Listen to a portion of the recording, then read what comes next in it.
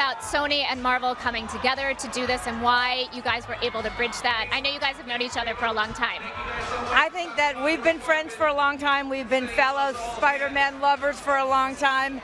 And Kevin came to me with a really fabulous idea. And ideas are everything. Bringing Spider-Man into the universe where he belongs, as all the fans know, interacting with the other characters for the very first time, and it seemed like the right time to do it. Yeah, absolutely. I'm not leaving. I'm not leaving! The show goes on! Welcome back, everyone. It's Charlie. You all need to say welcome back to Spider-Man because he just came back into the MCU as of last night. That is right. It is an early Christmas Kevin Feige miracle. We'll break everything down, how it all happened, why he was out of the MCU, whether or not they were just trying to mislead us. They were actually not. Spider-Man was legit out of the MCU for the last month or so. We'll do a new round of the Spider-Man Far From Home Blu-ray giveaway just because of the good news. All you have to do to enter is be a subscriber and leave your best Spider-Man 3 theory on the video now that Marvel is going to be making Spider-Man 3. So I know you're all shaking your heads in disbelief looking at the headlines in your feed this morning. Wait a minute, is this true? Is this an April Fool's Day joke? No, it is not April Fool's. Here's the statement from Kevin Feige this morning. He says, "I'm thrilled that Spider-Man's journey in the MCU will continue, and I and all of us at Marvel Studios are very excited that we get to keep working on it. Spider-Man is a powerful icon and a hero whose story crosses all ages and audiences around the globe. He also happens to be the only hero with a superpower to cross cinematic universes, so," and he goes on to say, "Sony continues to develop their own Spideyverse. You never know what surprises the future might hold." So what Kevin Feige's statement means is that Marvel is going to do Spider-Man 3, he'll appear in other non-Spider-Man solo films as part of the new deal, so that means he'll come back for Avengers 5. But he'll also appear in the Spider-Man Venom crossover that Sony is working on with their Spider-Man films. So Sony has Venom 2 that they're getting ready to shoot. That'll be Venom vs. Carnage with maybe a tag of Spider-Man at the end of that.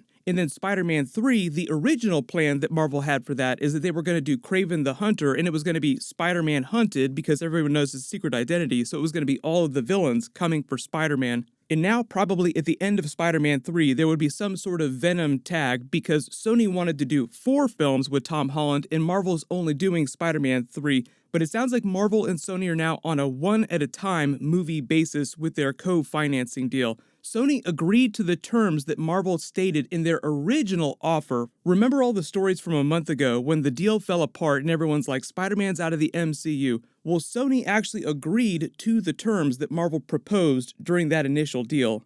The way this deal reads is that Disney and Marvel are going to co-finance 25% of Spider-Man 3 for a 25% equity stake. That just means that they have the potential to earn 25% of the box office profits when the movie comes out. Because, obviously, the last Spider-Man Far From Home film earned $1 billion at the box office. That's way more money in their pocket. They also still hold the merchandising rights on Spider-Man. Right now, Spider-Man 3 is officially scheduled for release July 16th, 2021. I assume no matter who was making the film, even when Sony said that, okay, the deal's off, we're going to make Spider-Man 3 by ourselves, they would still try to release it July 2021 at some point.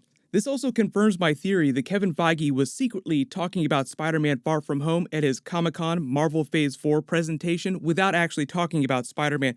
For if it's Secret Wars or what, like, does Phase 4 start to plant the seeds for whatever we're going to see? Because we obviously saw Thanos, the whole Infinity Saga, the seeds were planted way early on.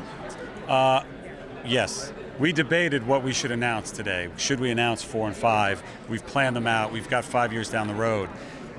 And I was like, I think 11 projects in 2 years is plenty. Because at the time, they had not re-signed their sharing arrangement, so he couldn't put it on the Marvel Phase 4 schedule. So Spider-Man 3 is officially now a Marvel Phase 4 schedule coming out sometime around the same time as Marvel's What If series. And if it wasn't clear, they're doing 23 episodes of that. That means that there are 2 Spider-Man episodes and now 3, ostensibly, when they do another What If season. I know you got burned so hard when Spider-Man left the MCU, you're like, wait a minute, is this real? This sounds crazy. What was going on behind the scenes? Were they lying to us this whole time? Were they actually secretly making a deal? and just trying to drum up interest by getting people excited. The problem before was mostly Sony's CEO and Sony Japan getting involved with Kevin Feige's bosses at Disney. So you just have a bunch of business people at the top at both sides at Disney and at Sony and Sony Japan just making alarmingly bad decisions based on money alone. So it sounds like based on what they're reporting that last night Kevin Feige and people who actually understand the Spider-Man character at Sony and at Marvel got together and sort of hammered out a new deal. If you remember, Kevin Feige did that interview with Tom Holland when they said that Spider-Man was out of the MCU. He was not lying when he gave this interview. At this time, Spider-Man was genuinely out of the MCU. I'm feeling about Spider-Man gratitude and joy. Basically, we've made 5 great movies. It's been 5 amazing years. I've had the time of my life. Who knows what the future holds? But all I know is that I'm going to continue playing Spider-Man and having the time of my life. And it's going to be so fun. However we choose to do it, and the future for Spider-Man will be different, but it will be equally as awesome and amazing. And we'll find new ways to make it even cooler somehow. We got to make 5 films within the MCU with Spider-Man in it, 2 standalone films and 3 with the Avengers. It was a dream that I never thought would happen. It was never meant to last forever. We knew there was a finite amount of time that we'd be able to do this. And we told the story we wanted to tell, and I'll always be thankful for that. I know there are wild conspiracy theories when anything like this happens, but Apple was never going to buy Sony. No one, Amazon, was never going to buy Sony. So Spider-Man, until they hammered this deal out last night, was going to be out of the MCU permanently until they came back to the table. It just turns out that that happened last night as I'm posting this video. So now that Spider-Man is back in the MCU, we can talk about Spider-Man 3 theories. So obviously they're going to continue with everything they set up during Spider-Man Far From Home. Spider-Man taking the mantle without necessarily becoming the next Iron Man. He can still keep those glasses with a billion-dollar orbital weapons platform. There's not going to be any huge plot holes. And because Sony is now developing a Madam Web movie for their Spider-Verse, that is sort of the key to Spider-Man traveling the multiverse and explaining how he can be in a Venom movie, Venom 3, Maximum Carnage, whatever they want to call that, and still come back for Avengers 5. But Spider-Man 3 is still going to probably just be a single villain movie, and if Sony wants to do their Sinister 6 movie or their Venom crossover, that would be Spider-Man 4 or Venom 3. They almost have a full Sinister 6 roster with the characters they've already introduced, so I would just expect them to continue setting that up in the background of Spider-Man 3. But I'm not expecting Norman Osborn to be the main villain of Spider-Man 3 or anything like that. What they're going to do now, though, is they're going to lock down their creative for Spider-Man 3 and start working on that movie. So obviously, Tom Holland, all the people from Spider-Man Far From Home are coming back. John Watts is probably going to direct. They'll come up with an excuse for him to pop up at the end of the Venom movie. Right now, Venom 2 seems like it's going to be taking place in New York City. They don't necessarily have to reference MCU stuff in Venom 2 if they want him to be in New York City. You can even just have Spider-Man just come show up and deal with Venom on his own without them referencing other Avengers stuff. But it is important to note that as part of this new sharing arrangement that Venom is not in the MCU. It's still sort of its own thing. So there will be a little bending over backwards to explain how other Avengers don't get involved when Venom starts stomping around New York City. Right now, I would think of it in a Spider-Man Homecoming situation where the Avengers are dealing with more cosmic threats. The whole reason for putting Nick Fury in outer space at the end of Spider-Man Far From Home is to let you know that the threats that they're going to be facing in Marvel Phase 4, Marvel Phase 5 will be way bigger, way more cosmic than the stuff that's happening on planet Earth.